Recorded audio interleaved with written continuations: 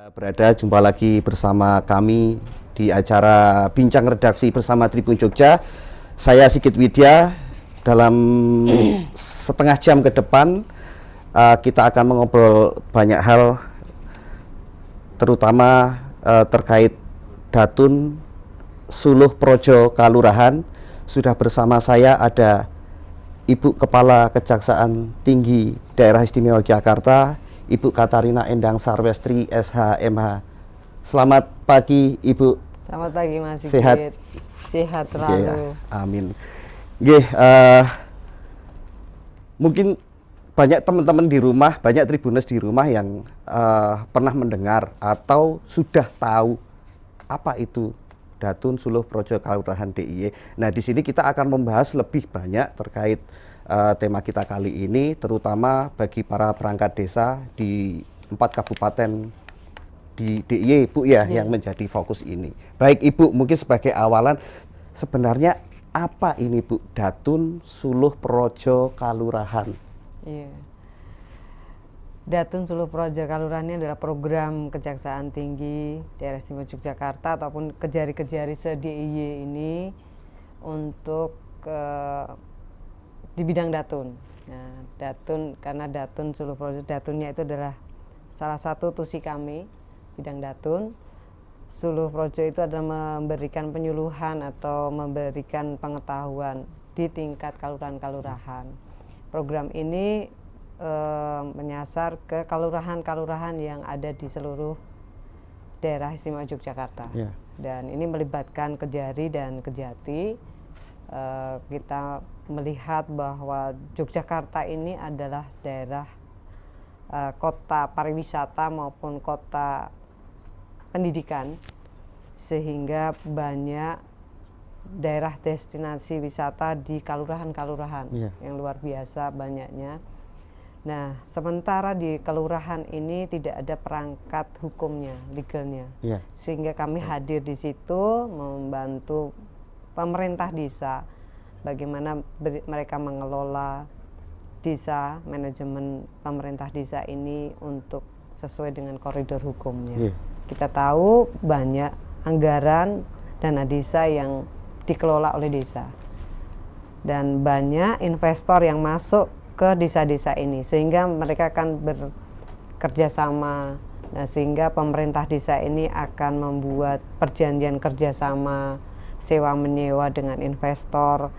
Dan intinya pemerintah desa ini rawan kalau mereka tidak kita dampingi, sementara perangkat hukumnya itu nggak ada. Kami hadir untuk menjadi konsultan pemerintah desa.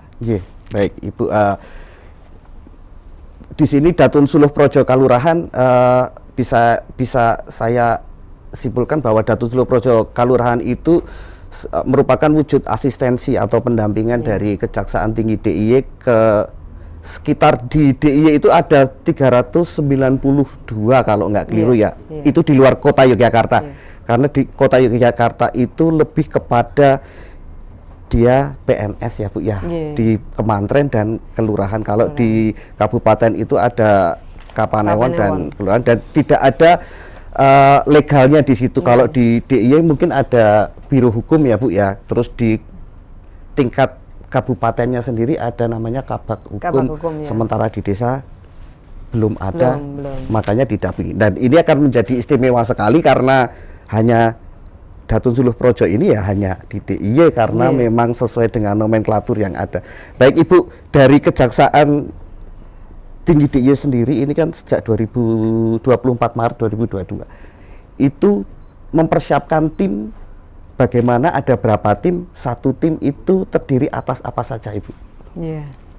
Kita itu ada timnya itu terdiri dari Kejaksaan Tinggi, Kejaksaan Negeri, sehingga ada 21 tim. 21 tim itu gabungan.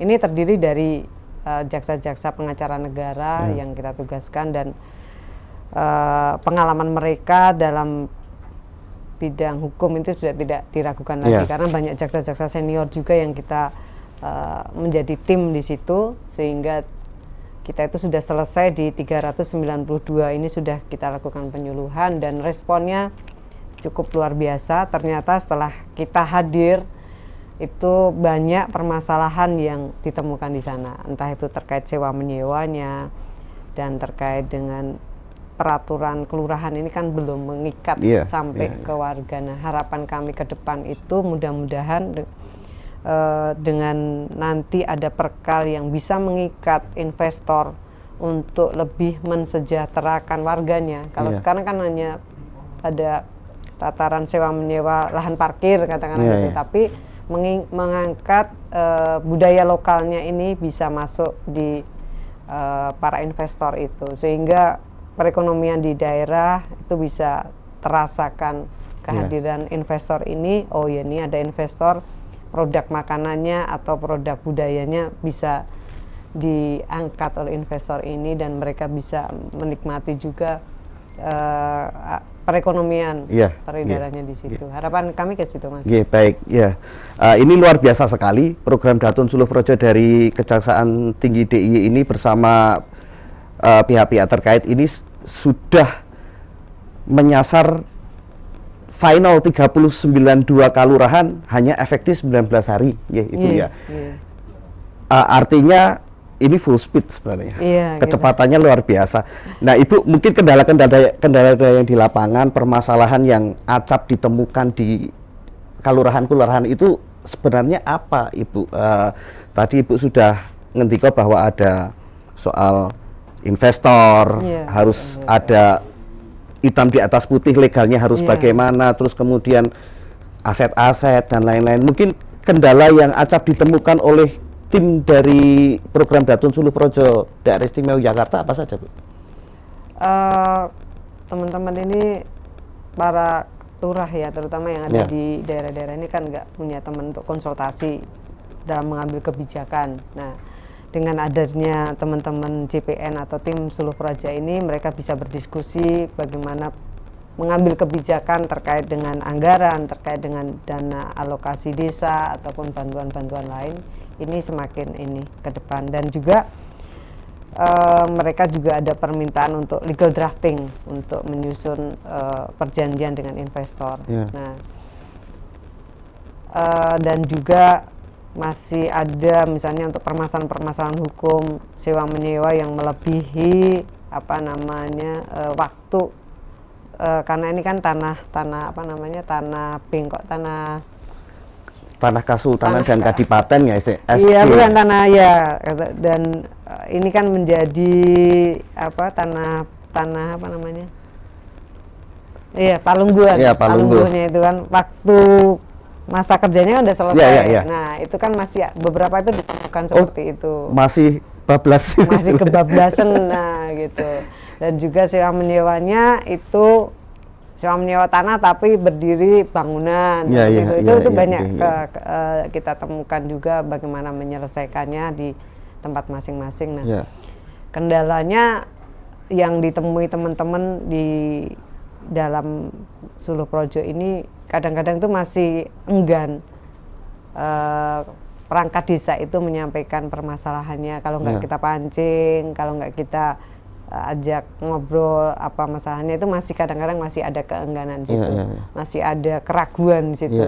Ini nanti saya ngomong nanti jangan-jangan saya malah diperiksa gitu ya. Ada keengganan seperti itu sih masih ada. Tapi kalau dari pihak teman-teman sendiri itu nggak ada kendala. Dan kita juga kerjasama dengan UGM nanti untuk akademisi untuk kita bisa mendampingi ini. UGM juga punya program, kami juga punya program ini nanti, sehingga pendampingan untuk penyusunan peraturan kelurahan ataupun legal drafting ini kita melibatkan juga akademisi. Baik Ibu Katarina. Tadi kita berbicara soal investor, tentu saja kan berarti kita ngomongin soal daya tarik di setiap kalurahan di DIY itu. Nah, itu mungkin lebih kepada di Jogja ini kan tadi Ibu sudah menjelaskan bahwa ada pariwisata, ada Jogja itu kota budaya pariwisata.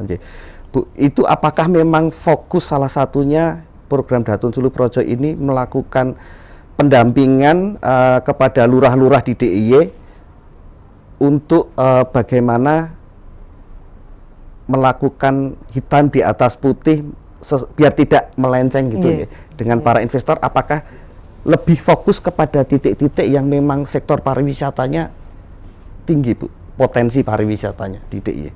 Iya, jadi kalau pendampingan kami itu memang semuanya ya, ke semua tingkat kelurahan ataupun semuanya kami hadir di sana menawarkan apa yang mereka butuhkan. Jadi ya tergantung dari kelurahan sendiri, mereka minta pendampingan terkait apa.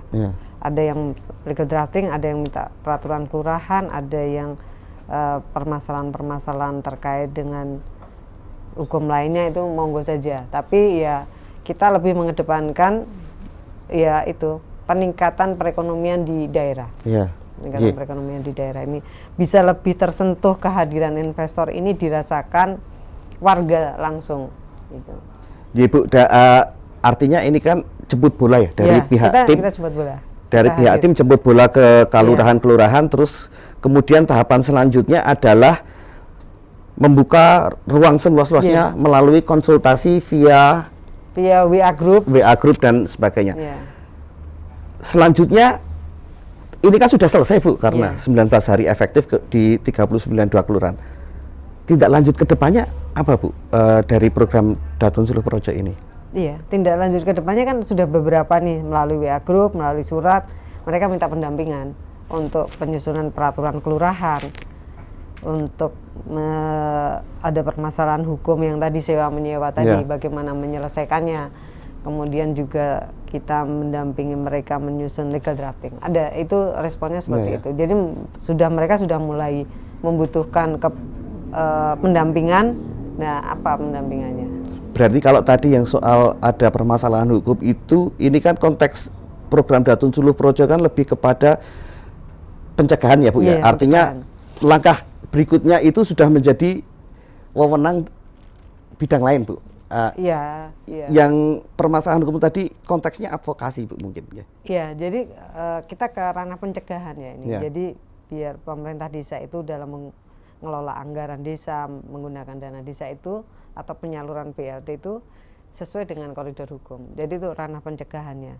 Dan juga kalau ini kan masih permasalahan keperdataan, sewa menyewa ini. Nah, kita bisa melakukan pendampingan di situ. Oke.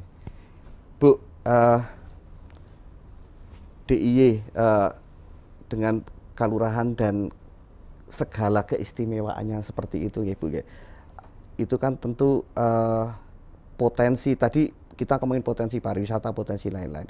Itu kan kita tentu di kelurahan ini ngomongin uang yang tidak sedikit di setiap kelurahan ya, Bu, ya. Ada alokasi dana desa, ada dana alokasi khusus, alokasi khusus, dan lain-lain.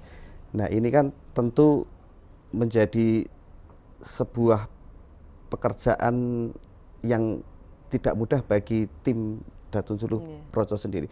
Nah, Ibu melihat uang yang tidak sedikit ini, konsen dari tim Ibu sendiri dan pihak-pihak yang tergabung dalam program Datun Suluh Project bagaimana, Bu? Iya, kita arahnya adalah pencegahan. Jadi kita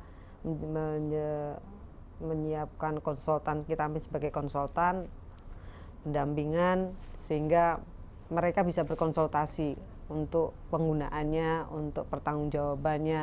Nah, ini kita memberikan konsultasi dan pendampingan itu sehingga disitulah pencegahannya. Mereka tidak lebih mengenal hukum dan ya otomatis menjauhi hukuman kan. Next apa, Bu? Setelah ini, Bu, setelah ini ada pendampingan dan lain-lain, taruh mungkin sudah selesai. Terus ini mau berlangsung ini sampai kapan, Bu? Sustainable terus. Selama mereka masih membutuhkan pendampingan kita akan kawal teman-teman ini. Jadi makanya kita lebih mendekatkan. Mereka tidak sungkan lagi, misalnya punya problem, wah ini kalau anggaran ini, dana desa ini kita gunakan untuk ini bagaimana ya? Nah, mereka dengan konsultasi itu lebih mudah, lebih terbuka lagi. Sehingga memang arahnya adalah pencegahan, sehingga mereka ini menganggap kami ini sebagai konsultannya lah, mudah gitu, menjadi pertemanannya lah. Jadi tidak lagi secara birokrasi gitu, tapi lebih ke memudahkan para lurah ini bisa berdiskusi, berkonsultasi, minta pendampingannya lebih mudah. Sibuk ini Bu ya, berarti tim Ibu dari 21 tim itu harus mengcover, mungkin dibagi ya, 21 tim 392 dibagi 21. Oh, iya. Sibuknya luar biasa Ibu iya. ya. Nah itu tentu proses-proses yang lain, karena tim-tim personel dalam setiap tim ini kan mempunyai tugas yang tidak ringan di program ini Bu. Itu apakah sudah antisipasi ada distorsi atau mengganggu ke kinerja-kinerja yang lain karena fokus di Datun Suluh Projo Kalurahan ini? Iya, terima kasih. Tim yang kami turunkan memang tim JPN, Jaksa Pengacara Negara, ini di bawah Bu As Datun. Ini memang kita sudah ada beberapa tim jaksa, memang mereka moving terus nih jalannya. Dan memang mereka fokus ke ini, pendampingan Datun ini di Jaksa Pengacara Negara, sehingga sudah terbagi, nggak akan mengganggu kegiatan yang lain atau penanganan perkara yang lain, karena memang fokus ke sana. Dan sebelum mereka turun ke kelurahan-kelurahan, kita juga adakan in-house training terkait dengan pertanahan, dinamika kelompok.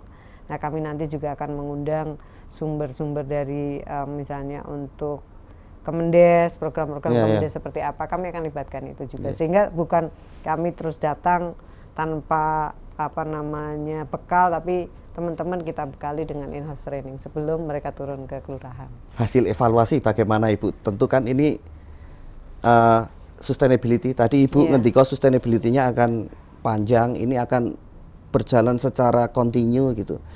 Nah, saya menyebutnya tahap pertama mungkin Ibu ya, tahap pertama dari 19 hari efektif menyelesaikan program sosialisasi dan lanjut ke obrolan via WA dan lain-lain ini. Hasil evaluasi bagaimana Ibu melihat dari tim maupun problem-problem yang ada di lapangan?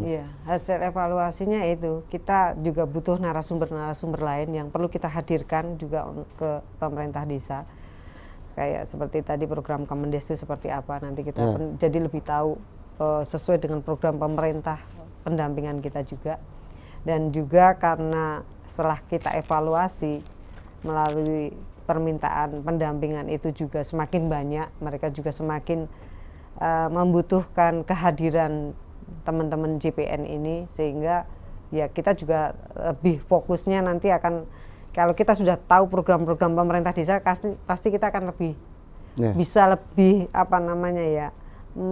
menjabarkan program itu ke perangkat-perangkat desa, karena perangkat desa ini juga kan terbatas Mas, berapa orang saja, sementara mereka ini yang dilayani adalah warga yang banyak, macam-macam juga Terus sementara mereka juga harus melaksanakan program-program entah dari Pemprov, pemerintah dari kabupaten, dari Kemendes sendiri, dari Kemendagri. Nah, itu yang akan kita bantu juga. Jadi tidak hanya pendampingan situ terkait dengan dana desa, terkait dengan masalah-masalah hukum, tapi bagaimana kita juga menjadi konsultannya mereka dalam melaksanakan program-program itu tadi ke depan. Baik Ibu. Mungkin Tribuners di rumah ada yang JPN apa ya gitu. Begitu. JPN itu Jaksa Pengacara Negara Bu ya. Artinya negara itu menyediakan loh ya. Menyediakan lewat Kejaksaan Tinggi dan Kejari dan turunan di bawahnya. Artinya karena pemerintah desa itu juga bagian dari negara. Betul. Dia negara. Ibu, saya mau intermezzo nih Bu. Kita tadi sudah ngomongin Datun Suluh Praja dan lain-lain. Nanti akan kita sambung lagi, tapi saya mau intermezzo dulu. Ibu selamat datang di DIY, saya nyebutnya di DIY. Ibu ini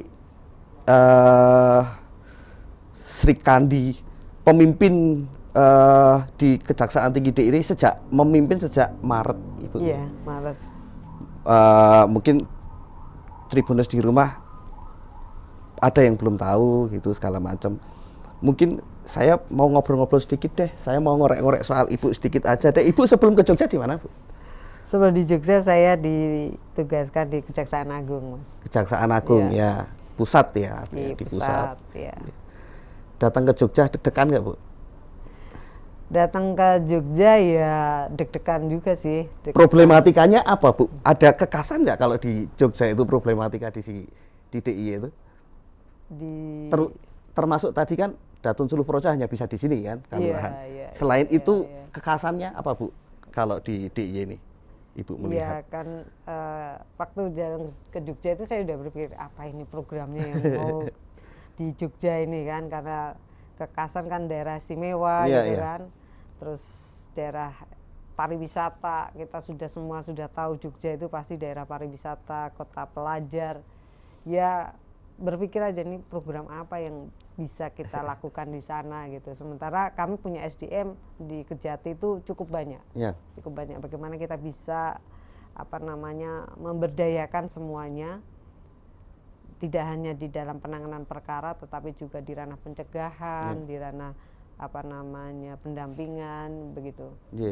Ibu, saya boleh ya ngalor ngidul kemana-mana gitu. Tapi konteksnya saya tetap mau ngomongin soal Kejaksaan Tinggi DIY. Ibu tentu program kan banyak sekali, Bu ya. Selain program spesifik yang khusus hanya bisa diterapkan di DIY, atau mungkin sebenarnya bisa juga di tempat lain tapi harus pakai modifikasi. Nah, Bu, program apa lagi, Bu, yang menjadi fokus Kejaksaan Tinggi DIY dalam hari-hari ini, apa saja, Bu, fokusnya? Tentu ada tadi Datun Suluh Projo Kalurahan. Terus yang lagi tren nih, Bu, populer di kalangan masyarakat, di media juga cukup seneng sih ngelihat restoratif justice ya, Bu, ada itu. Nah, tentu program ini kan ada juga terjadi di DIY, Ibu. Sejauh ini sudah ada, Bu, yang terselesaikan itu, Bu, program restoratif justice? Iya, di DIY sampai Juni 2022 ini, dari Januari sampai Juni itu sudah 11 perkara kita permohonkan untuk RJ restoratif justice, dan di semua kejaksaan negeri itu ada restoratif justice ini sudah kita laksanakan. 11 itu terbanyak di mana, Bu, kalau DIY? 11 itu terbanyak di Bantul. Rata-rata apa itu, Bu, perkaranya, Bu? Rata-rata KDRT ada, pencurian. Yang paling banyak pencurian. Kemudian juga laka lantas, kemudian juga terkait dengan perlindungan anak, penganiayaan untuk anak-anak ini. Bu, sebenarnya kriteria supaya bisa diselesaikan melalui restoratif justice itu apa sih, Bu? Iya, sebenarnya memang ada syarat-syarat khususnya. Itu adalah tindak pidana yang ancaman hukumannya tidak lebih dari 5 tahun.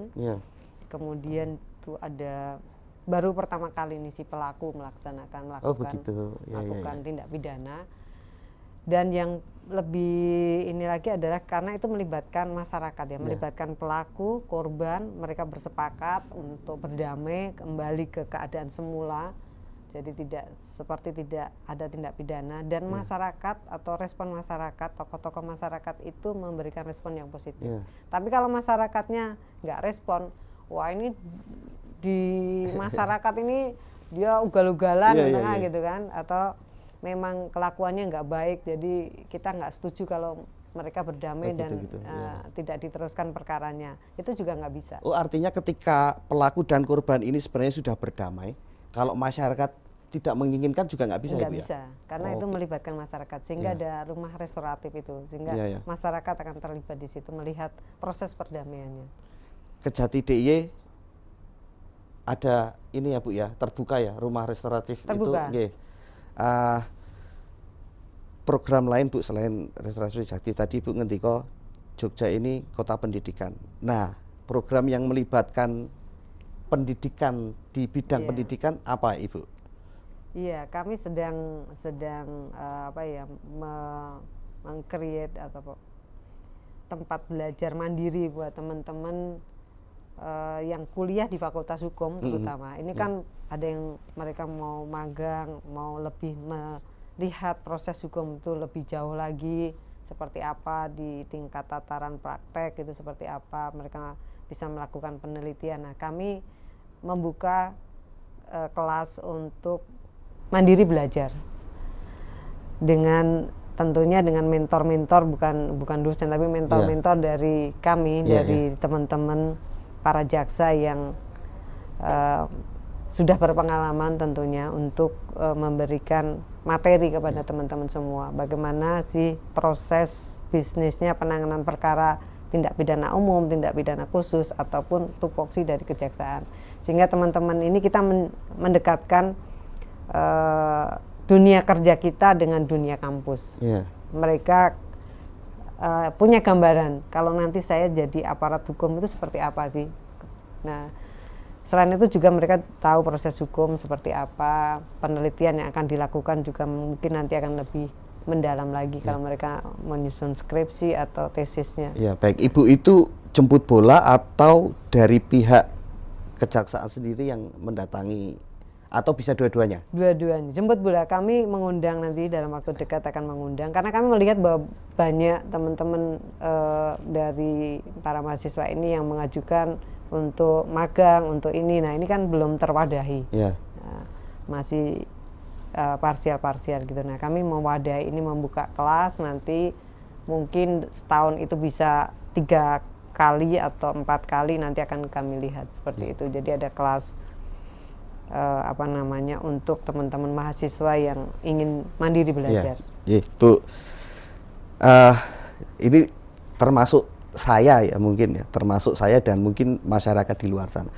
Kalau melihat, waduh pakai seragam, waduh serem begini, kejaksaan, terus lewat depan kantornya, waduh kayaknya saya kalau masuk sini pokoknya saya berperkara gitu aja. Nah Bu, untuk menghilangkan momok-momok seperti itu, Ibu ada nggak Bu program? Atau mungkin Ibu membuka seluas-luasnya nggak? Monggo loh kalau mau datang ke Kejati DIY tidak harus, tapi yuk kita bisa melihat, kita bisa belajar, tidak harus calon mahasiswa, calon SH, tidak harus calon SH, mungkin anak-anak Bu juga siswa SMP, siswa sejak dini lah istilahnya. Gimana Bu untuk menghilangkan stigma ya? Iya, stigma kayak itu. Baik, kami sudah mencoba untuk itu.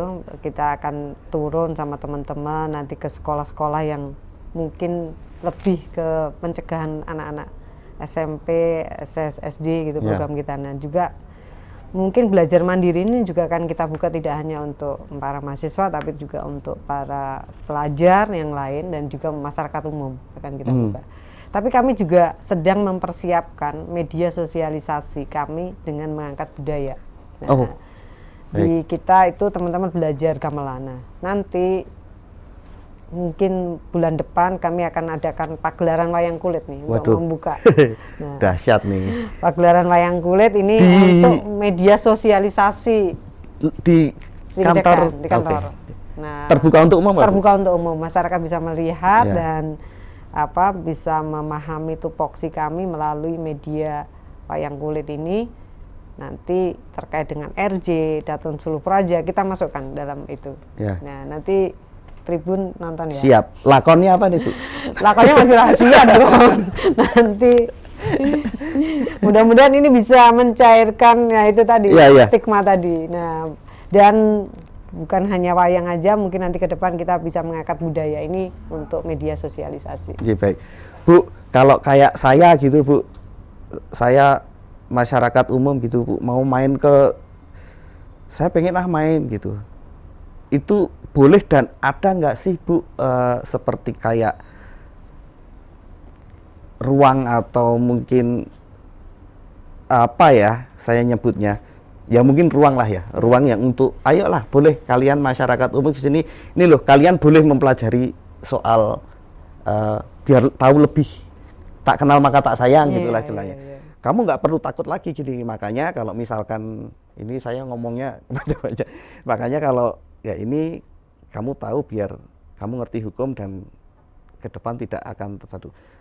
Boleh nggak Bu masyarakat umum untuk, tentu dengan mengikuti peraturan ya Bu ya. Boleh nggak Bu kira-kira Bu? Kalau saya pengen, Kami sangat merespon positif sekali, boleh sekali lah, monggo aja kalau masyarakat mau datang dengan lebih mengenal kejaksaan, lebih mengenal dunia penanganan perkara dengan senang hati. Monggo. Termasuk lurah-lurah ini boleh toh Bu yang tadi sudah mendapatkan pendampingan, bukan sudah ya, masih ya, masih terus mendapatkan pendampingan, boleh kan kalau misalkan saya nggak mantep nih kalau via WA gitu. Saya kemarin, waduh, baru ketemu sekali 2 kali. Saya mau ke Kejati langsung, saya ketemu sama Bu Katarina Endang Sarwestri atau ketemu dengan jajarannya Ibu, boleh nggak Bu kalau? Boleh. Boleh ya. Boleh.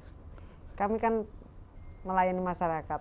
Ya. Apa yang dibutuhkan, ya pasti kita terima. Ada ini nggak Bu di Kejaksaan Tinggi DI ada semacam kayak tempat khusus gitu, PTSP ya? PTSP ada. Iya, iya. Ada ruang khusus untuk konsultasi juga ada tempat untuk ya diskusi juga ada. Monggo aja nanti kalau memang masyarakat mau datang, kita pasti akan kita persiapkan tempatnya juga. Iya. Kalau nggak mungkin kalau ini konteksnya apa dulu mau datangnya gitu. Tapi kalau mau mengenal proses hukum atau mau mengenal kejaksaan lebih dalam, pasti akan kita persiapkan. Kalau yang khusus Datun Suluh Projo Kalurahan ada nggak Bu di luar di ini? Maksudnya balai desa kan di desa-desa kan sudah ada itu kan? Nggak kalau pengen langsung? Oh ada lah. Kalau mereka mau menyampaikan masalah juga ada. Ya ada di ruang-ruang itu bisa.